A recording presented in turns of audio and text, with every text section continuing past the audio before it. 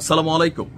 উত্তাল এই মুহূর্তে ধানমন্ডি ৩২ আপনাদেরকে একটা ফুটেজ দেখাচ্ছি। সেইখানে আসলে এই মুহূর্তে কি ঘটছে, শিবিরের লোকেরা সাবধান, ছাত্রলীগ ট্যাগ দিয়া দাঁত কিন্তু ফালাই দেওয়া হচ্ছে।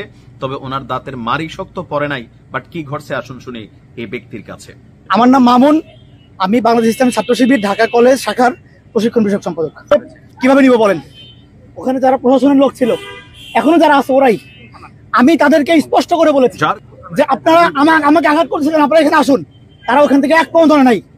এই প্রশাসন আগে বিচার করতে হবে। যার কথা শুনলেন তার পরিচয় হচ্ছে তিনি একজন শিবিরের পদপ্রাপ্ত একজন নেতা।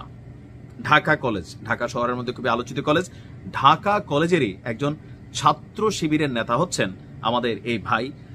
তার পদ পদবীরা হচ্ছে তিনি ওই কলেজে প্রশিক্ষণ বিষয়ক একটা সম্পাদক সম্ভবত আছে, কি প্রশিক্ষণ দেয় জানি না। এখন ঘটনার প্রেক্ষাপট হচ্ছে এই মুহূর্তে গেল কয়েক ঘন্টা যাবৎ সেখানে বিএনপির নেতাকর্মীরা কিন্তু খুব শক্ত অবস্থান নিয়েছে, সম্ভবত শিবিরের পোলাপাইন। এখন উনি যে গেলেন টিম ওয়াইজ যান নাই, এটা তো প্রমাণিত। যদি তারা একটা গ্রুপ ওয়াইজ যাইতেন সেখানে, তাহলে সেখানে এটা প্রমাণিত হইতো যে একজন লোকের ধরলে বাকি 10 জন এসা সেভ করতে। এখন তিনি কেন একা একা গেলেন? তিনি কি গুপ্তভাবে সেখানে গেলেন, নাকি একটা আছে অতি উৎসাহী জনতা হইয়া সেখানে গেলেন?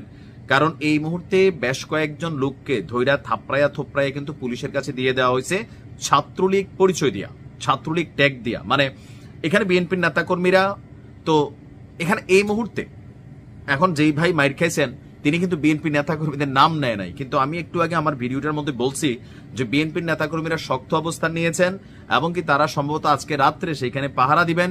কারণ নানান ধরনের গসিপ বা বাস্তবতা সত্য হইতে পারে, এখানে অনেক কিছু ঘটার সংখ্যা আছে। পুলিশ ওই জায়গাটাকে নিয়ন্ত্রণ করার চেষ্টা করছে।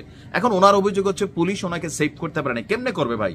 বরাবর দোষটা পুলিশের উপর যায়। দেখেন এই মুহূর্তে বাংলাদেশে সবচেয়ে দুর্বল একটা বাহিনীর নাম হচ্ছে পুলিশ। কখন? যখন 100 জন মানুষের সামনে 3 জন পুলিশ থাকে, 5 জন পুলিশ থাকে, 10 জন পুলিশ থাকে। আগের মতন যে পুলিশ মেশিন বের করবে আর গুলি করবে। তবে আজকে নতুন করে একটা আমরা অর্ডার দেখছি, যদি পুলিশের সামনে কোনো সন্ত্রাসী মেশিন বের করে ফেলে, এনি কাইন্ড অফ মেশিন, তাহলে পুলিশ শুটেড সাইড করতে পারবে, একদম সাথে সাথে গুলি করে দিতে পারবে।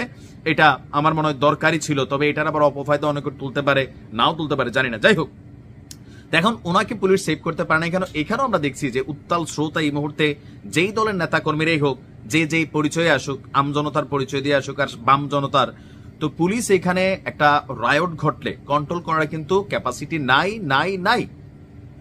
আপনি এখন একজন ছাত্র শিবিরের নেতা, আপনি সেখানে একা কেন গেলেন ভাই?